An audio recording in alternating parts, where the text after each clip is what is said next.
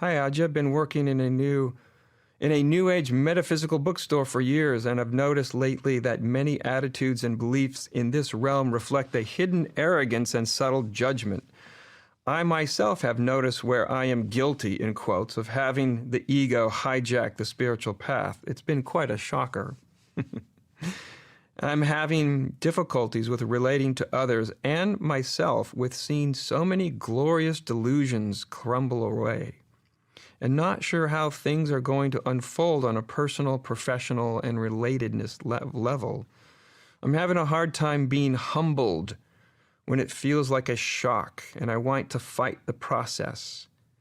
If this is in resonance with other questions you receive for this evening, it would be appreciated if you could speak to it. Well, I don't know if it's in resonance or not. It feels in resonance to me, Stephanie. I mean, these are the kind of emails that I just love. I read them and I almost want to drool. I get so gloriously happy. You know, when you start to see, as Stephanie said, when so many glorious delusions crumble away, well, I mean, that's the heart of it all, isn't it? To seeing so many glorious, I love that word, glorious delusions crumble away, right? Not only the rotten delusions that made obvious suffering and the ones that you never liked anyway, and so you're more than happy to get rid of them, but also the glorious ones, the big, nice, juicy, fluffy, spiritual delusions as well. And boy, doing that while in the middle of working at a metaphysical bookshop, I mean, you do have to have the idea that life has a heck of a sense of humor. That is just too fun. Yeah. And who hasn't been guilty of, at some time, the ego hijacking the spiritual path? And yeah, it is quite a shocker, isn't it? It can be shocking. That's what consciousness does to us. You know, if we're not getting shocked, we're maybe not as conscious as we think we are.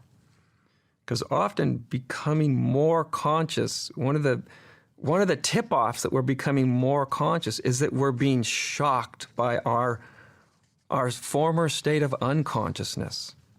We're almost in a state of disbelief, like, how could I have been so terribly asleep at the wheel of my own life? That's an indication, that shocking realization of our own asleepness is evidence of our deepening of our consciousness.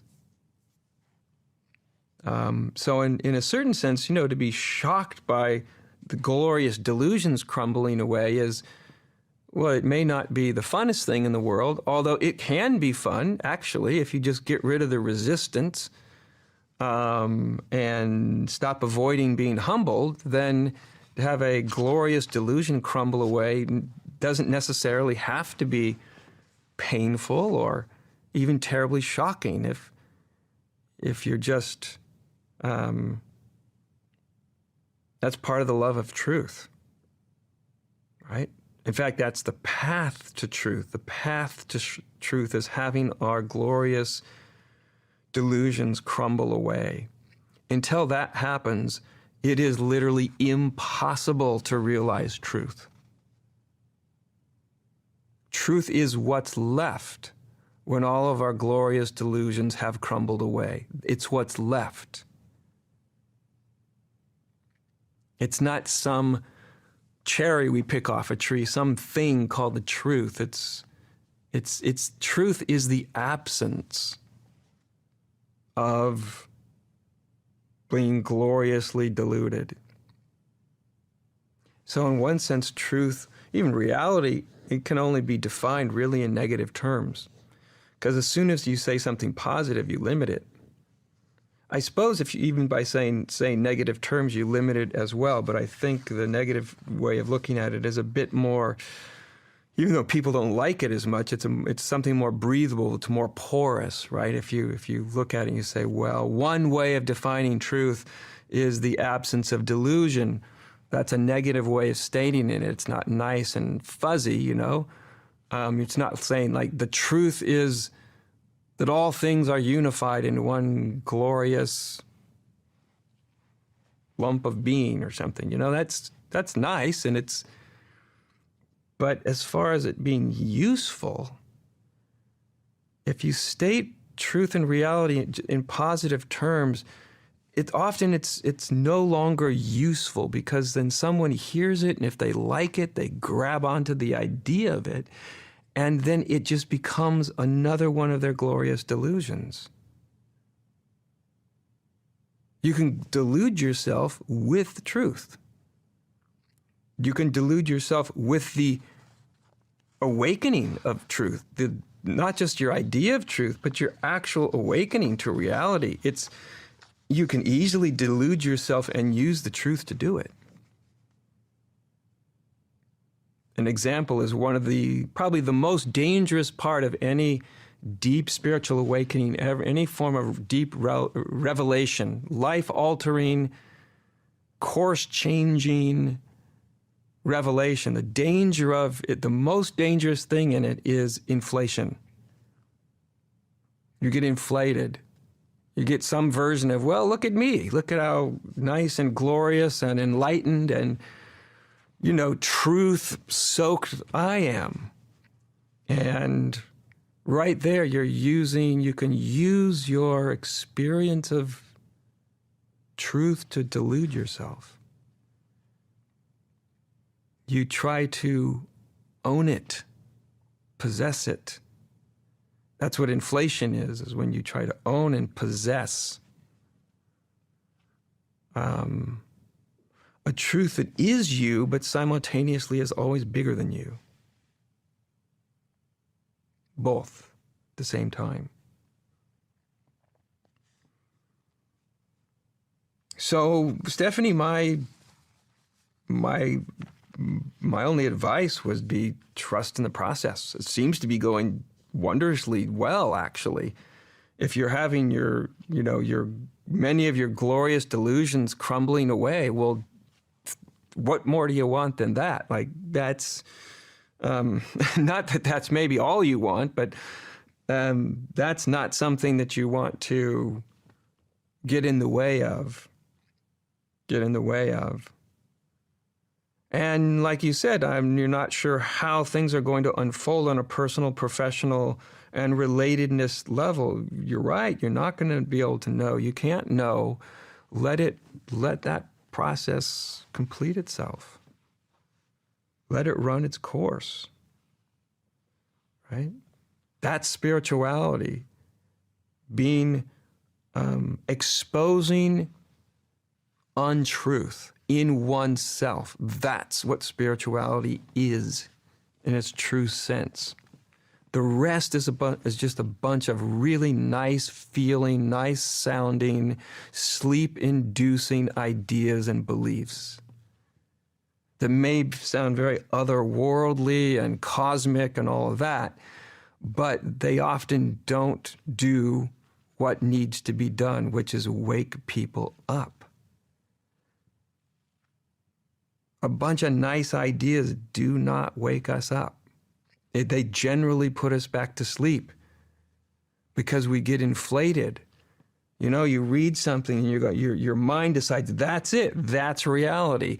You close the book and your mind goes, I got it, I know it. And boom, you got inflation. You're using that idea, that glorious idea, whatever it might have been, as a defense mechanism against the immensity of what you don't know.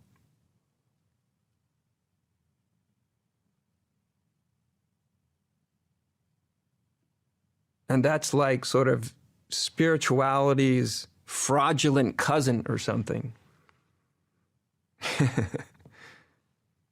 Whereas the real thing has a lot to do with seeing so many glorious delusions crumble away.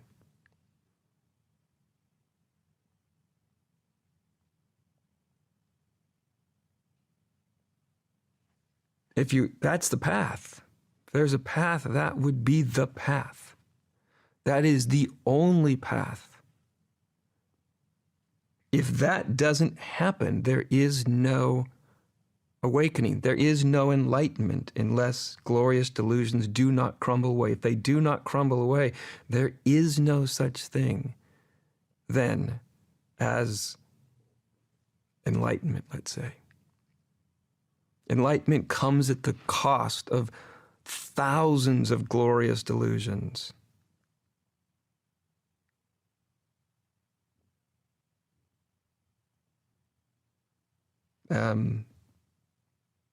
That's the path. And really what we need on this path, if we can call it that, not that you're going anywhere, but nonetheless, it's not that you're going somewhere as much as you are exposing yourself to something.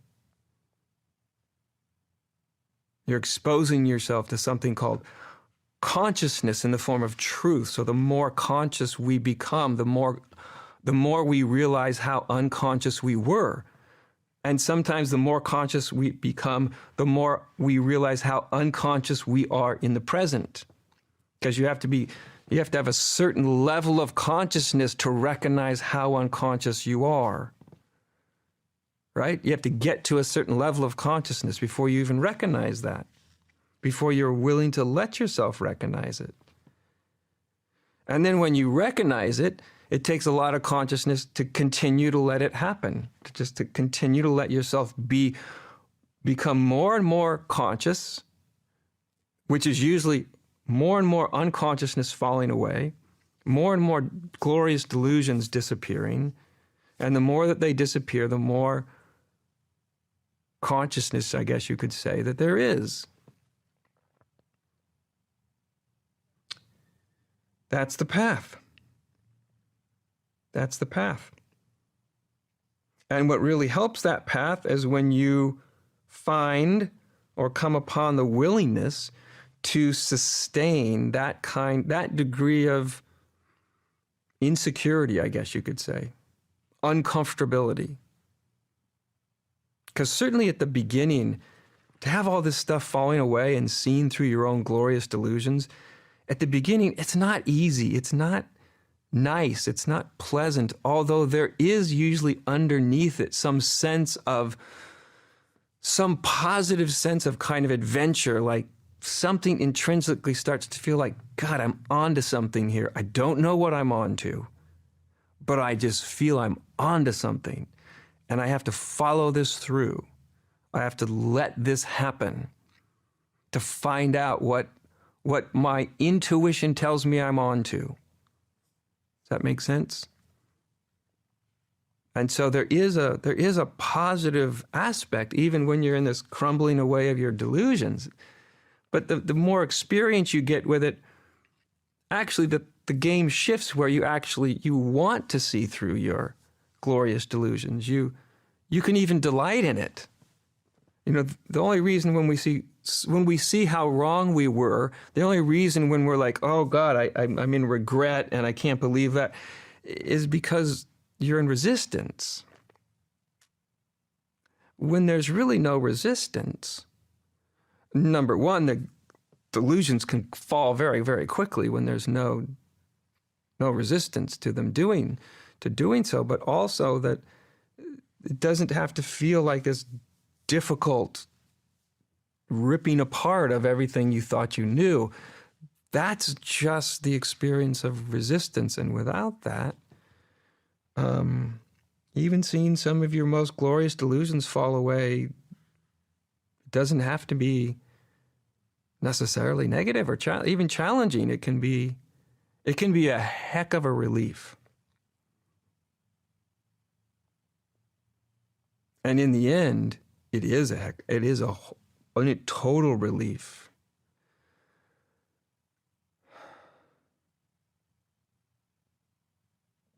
This is one version of what it means to be empty of all of my glorious delusions, of all my intricate conceptualizations about myself and others and the world and God and everything.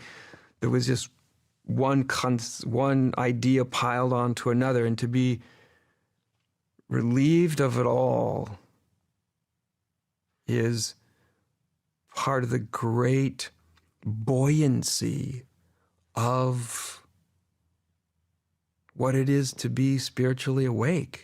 There's an incredible feeling of buoyancy, feeling of lightness.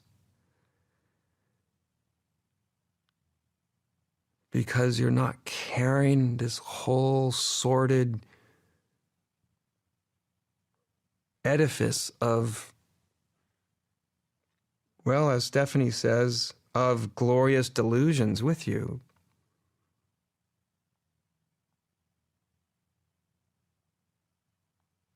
Which means you're much more innocent. You walk into a situation and you don't know what should be happening or what shouldn't be happening. But there's something else that there's something that can respond to a moment when we're no longer constricted by everything we think we know. Something can then move. Something then can respond. Something can relate. But it doesn't respond and relate from a host of ideas and judgments. It relates from being in contact, almost a physical contact with the whole of the moment. And so then it feels like the moment is acting or reacting or responding, rather than me that's defined by all my little viewpoints. It's revolutionary to even imagine that something else can move you. Something else can respond to life, to the daily challenges of existence. Something other than the immense edifice of all of our ideas about everything and everybody. That we actually don't need those glasses, to look through. That something begins to respond to life in the absence of all the conceptualizations. Not that you will never conceptualize. I'm conceptualizing right now, of course. There is a time to conceptualize, certainly, but